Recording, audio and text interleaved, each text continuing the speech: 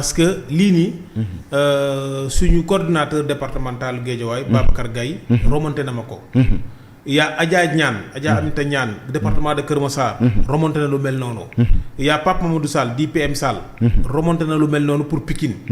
Abdou Aziz Ciss le coordinateur de la région de Dakar moo demoon ci dialogue boobu Cheikh Bamba Cissé organisé woon te di ko wax dëgg yi moom il a remonté le même problème. gis nga bu ñu toogee ñun waa UPS on a préparé 20 points Pastef dafa préparé 20 points. da day def ay révision l'UPS a préparé 20 points bàyyil ma liiral la d'abord les 20 points de l'UPS. def doog a xeexal ñe après ma laaj la. le premier point est-ce que doo tàmbali ci PLD bi. non attends rek dama dire les points. le premier point de l'UPS. en réponse à Pastef. pour vous dire où se trouvent les priorités du peuple. le premier point de l'UPS c'est réduire le coût de la vie. par une meilleure régulation des produits de première nécessité. wàññi dund bi. deuxième point lancer un vaste programme d'industrialisation pour transformer localement les matières premières. industrialisation transformer les matières premières recruter ndaw ñi. troisième point du moins soutenir les PME PMI et les start-up avec un financement accessible. tey la DER.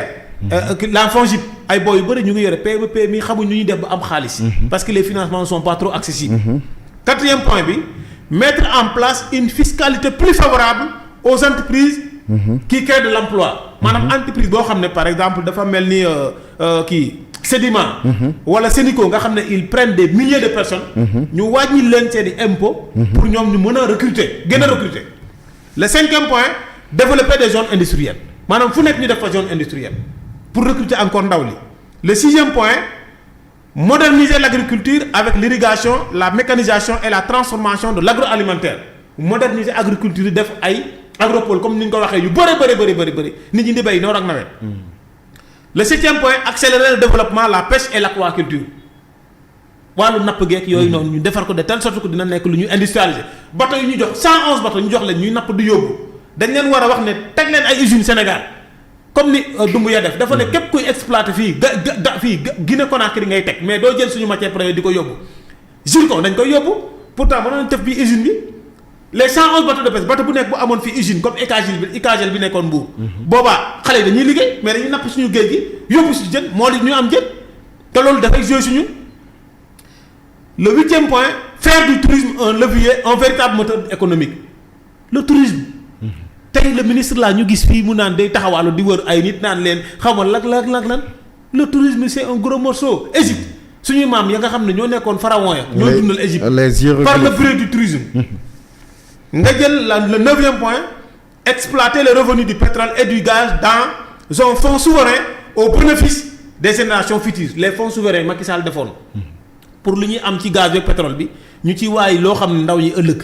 yaakaar naa xaalis bi ci génnoon daaw rapport iti nee na gisuñu ko fu mu jaar yaakaar naa comme gouvernement Birame Souleye dem na Abdourahmane Diouf dina fexe le jour de la ñëw.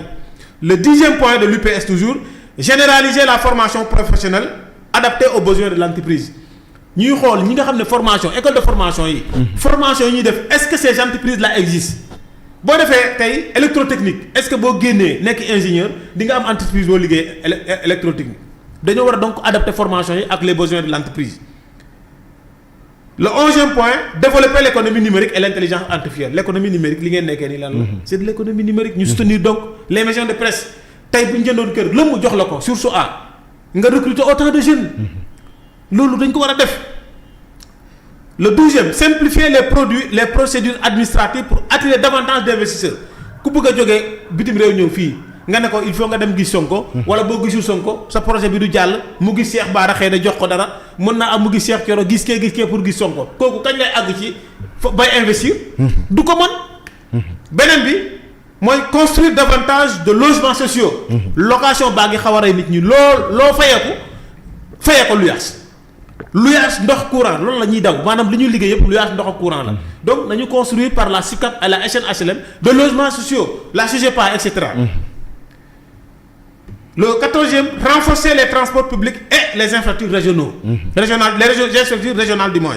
le transport public le renouvellement du parc automobile fii nii il y a combien de voitures yoo xam ne ay cars rapides depuis 1948 la ñuy dox fii. effectivement mënuñ leen renouveler non bu ñu leen renouveler dinañ am yeneen source de revenus. fexe de telle sorte que ça sera écologique par des voitures électriques.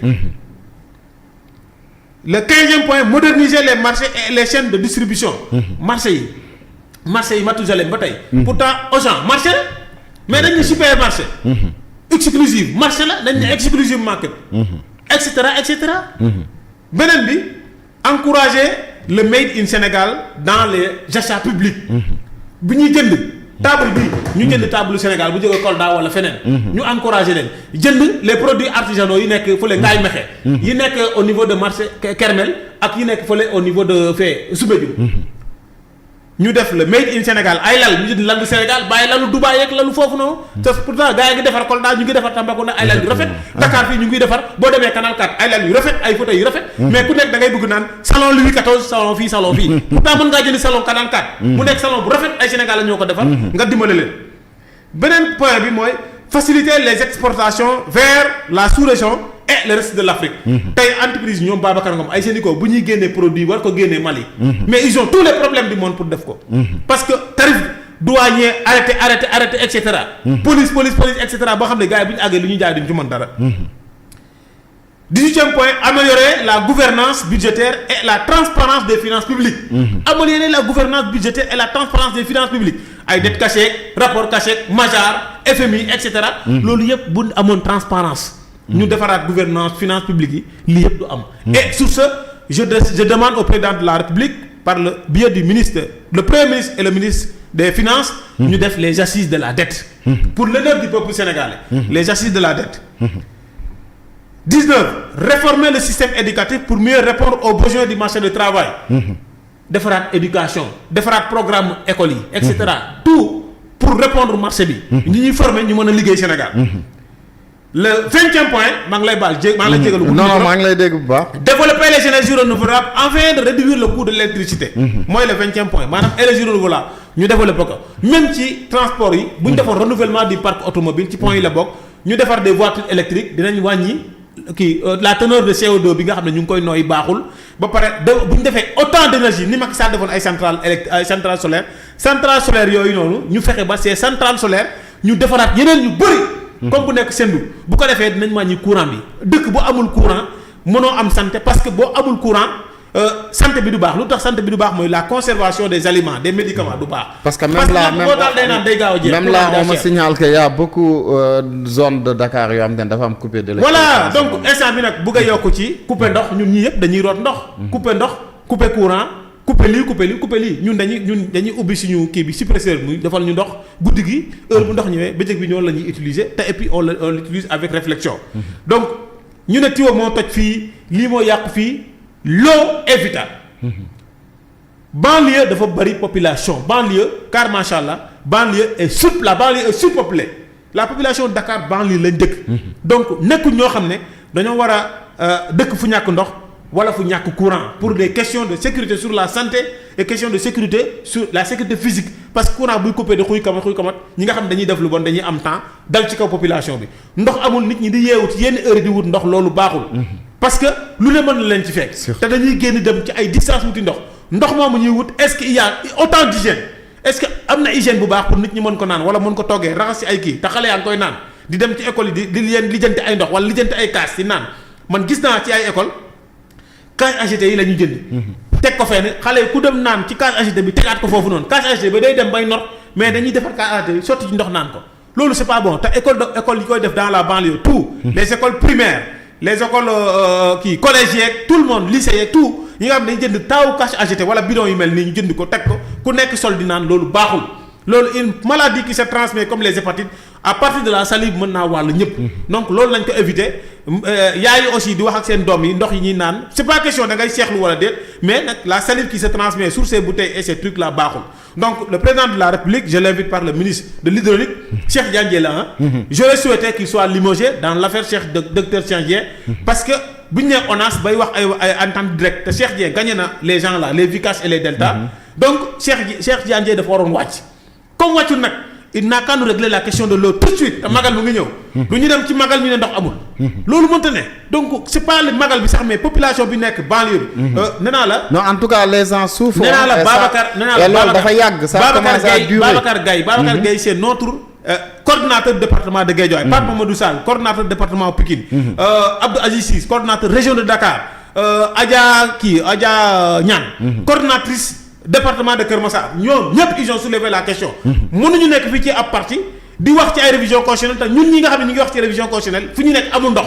amul courant bi day coupé donc ils ont autant dit Cheikh Tidiane Dièye maa ngi koy wax s'il lui reste un grain d'honneur bu fekkee ab sénégalais la na fexe ndox mi ñëw le plus rapidement possible sinon il n'a qu'à démissionner.